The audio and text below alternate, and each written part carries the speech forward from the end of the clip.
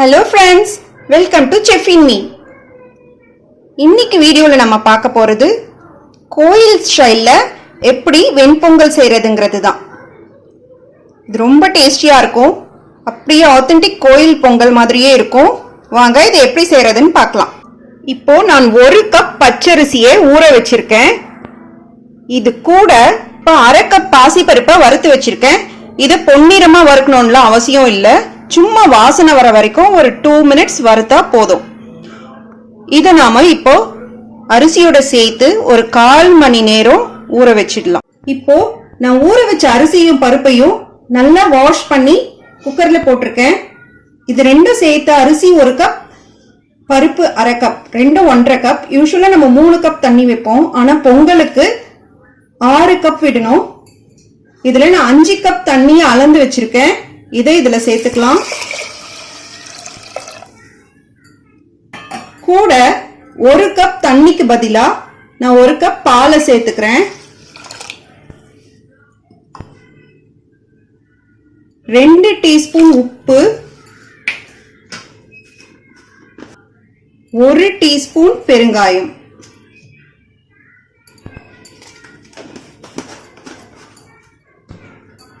இதை நல்லா கலந்துட்டு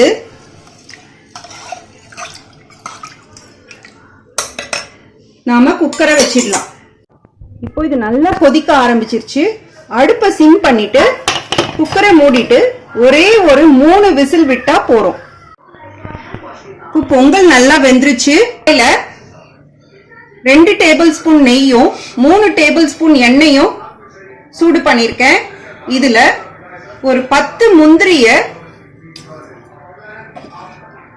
பாதி பாதியா எடுத்து வச்சிருக்கேன். அதை முதல்ல வறுத்துக்கலாம். முந்திரி நல்லா கோல்டன் ப்ரௌனா வர வரைக்கும் அதை வறுத்துக்கலாம்.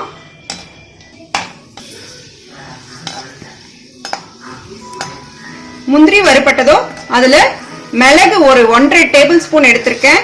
அதை சேர்த்துக்கலாம். மிளகு பொரிஞ்சதும் 1.5 டேபிள் ஸ்பூன் சீரகம் ஆஃப் பண்ணிடலாம். இது கூட ஒரு 2 கொத்து கருவேப்பிலையை சேர்த்துக்கலாம்.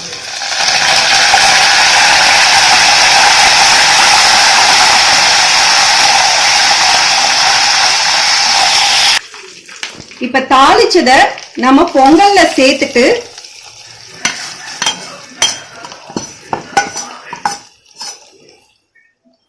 நல்லா மிக்ஸ் பண்ணிக்கலாம்.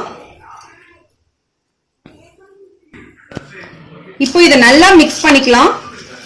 பொங்கல் நல்லா குழஞ்சி இருக்கு. நல்லா கலந்து விட்டுக்கோங்க.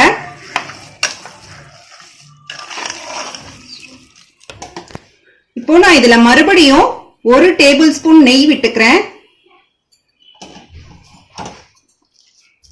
நல்லா கலந்துக்கலாம்.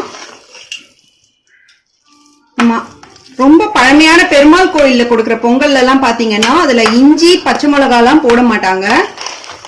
அது மாதிரி ஒரு பொங்கல் இது. நம்ம வெண்பொங்கல் ரெடி ஆயிருச்சு. இதுக்கு சைட் டிஷ்ஷா பொட்டுக்கடலை சட்னியும் இல்ல கத்திரிக்காய் கொத்ஸும் நல்லா மேட்ச் ஆகும். இன்னொரு வீடியோல நான் சிதம்பரம் கொத்ஸ் எப்படி செய்யறதுன்னு போடுறேன். இப்போ இந்த வெண்பொங்கலை நீங்களும் செஞ்சு டேஸ்ட் பண்ணி பாருங்க. எனக்கு கமெண்ட்ஸ் போடுங்க. Thank you friends.